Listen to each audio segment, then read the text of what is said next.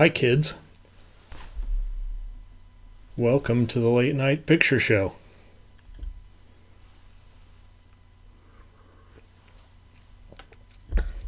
I'm your host, Murph the Clown.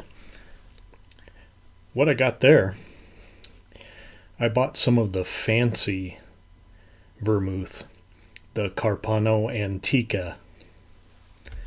And this is a Negroni. Delicious in there. I will not, however, be doing what the bottle says. Drink chilled or over ice. No, thank you. But it's very good in this mixed drink. Okay, we got a change of plans this week.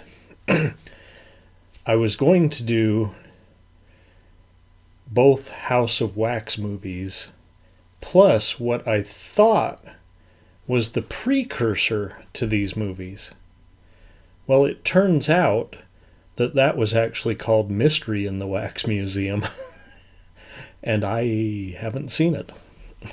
So, what we're going to do is we're going to do House of Wax, but we're going to save Terror in the Wax Museum. We're going to save that, and we're going to pair it up with a movie I watched today. If you're on my Twitter, you already know what movie I watched today. And it doesn't have Wax Museum in the title, but it might as well. First up, House of Wax. Now, this has a lot of writing on it for a poster. Kind of distracting almost. Okay. The first feature produced by a major studio in 3D.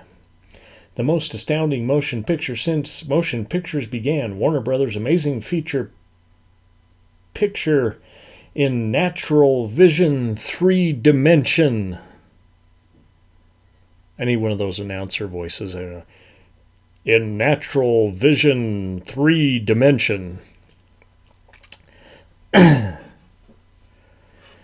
The half-man, half-monster who stalked a panic-swept city for the beauties he craved for his chamber of horrors. Horrors.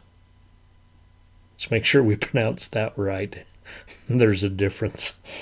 It comes off the screen right at you. Of course it does. Okay. Color by Warner Color. I didn't even know that was a thing. Vincent Price, Frank Lovejoy, Phyllis Kirk. How are those two billed above Carolyn Jones? Was she just getting started in House of Wax? Carolyn Jones. Yes, the Carolyn Jones. Paul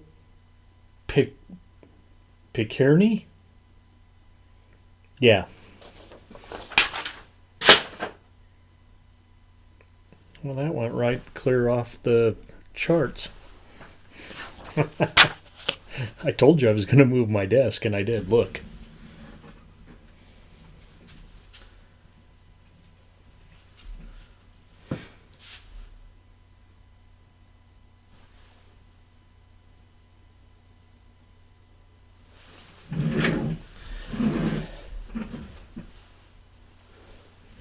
I did that so I can fit a guest in over here eventually.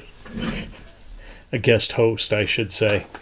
House of Wax, 1953, Warner Brother Pictures. Director André Détat. Détat? French people don't have a th sound.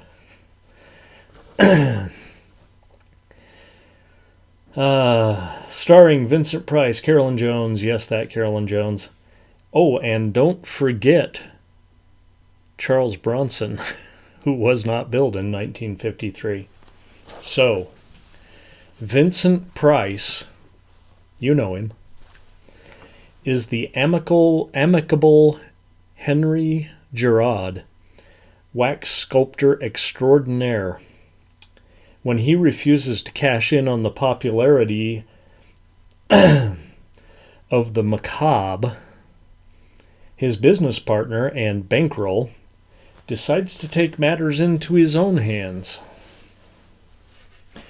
First offering Gerard half the fire insurance. And then, when he refuses, conking him over the head. I don't even have anything for conking here. Conking him over the head and knocking him out. And then burning the place to the ground for the insurance money. Gerard is presumably consumed in the flames.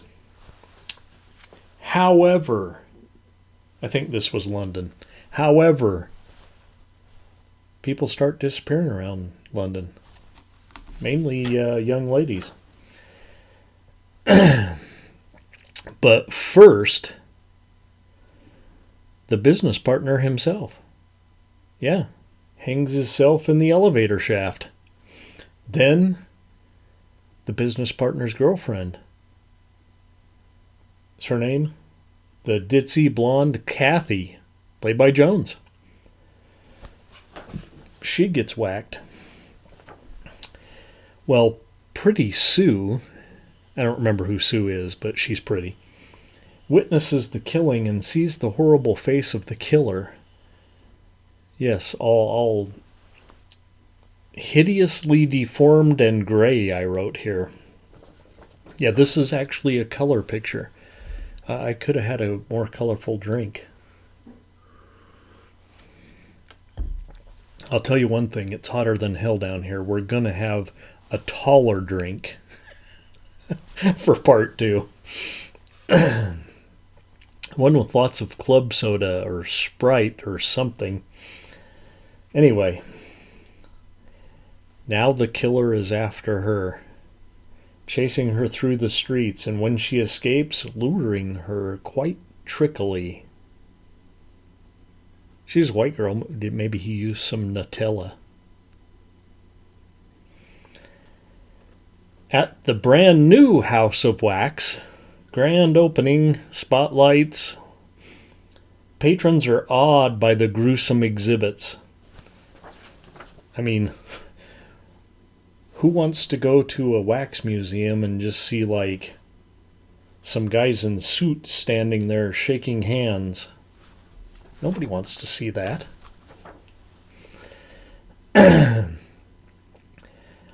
Gruesome exhibits, clearly the most realistic and graphic in town. This being a time when there were multiple wax museums in town, all competing for your business. The curator, a wheelchair-bound chap, is a new celebrity. But Sue, she suspects something is amiss. And you know, Joan of Arc does look a lot like her old roommate Kathy.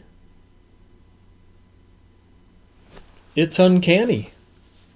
Or maybe not. Yeah, it's uncanny. Okay. I'm not going to ruin the end for you because this one's definitely worth seeing.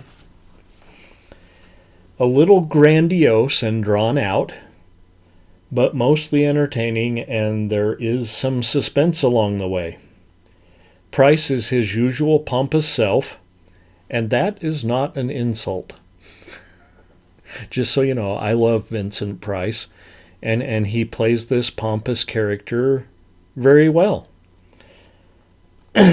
Bronson flexes his muscles,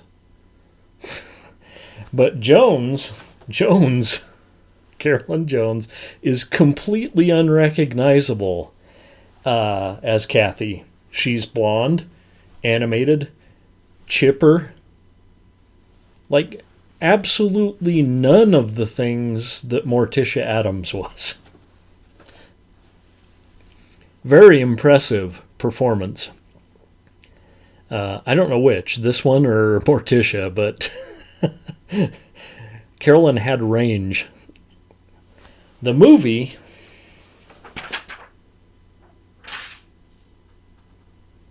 somewhat impressive. We're going to give it a 3.